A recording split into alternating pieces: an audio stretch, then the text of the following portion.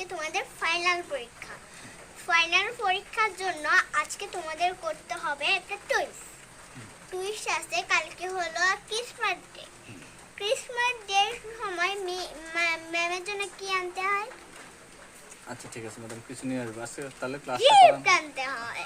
ওকে তো কালকে ক্লে দিয়ে কিছু একটা বানিয়ে আনবা, মানে আচ্ছা রান্না ম্যাডাম, বাটি। আজকে পড়ালেখা শুরু করা যাক ম্যাডাম। হ্যাঁ। কি লিখতে হবে? তো প্রথমে আমি লেখাচ্ছি সরসর শব্দ গঠন।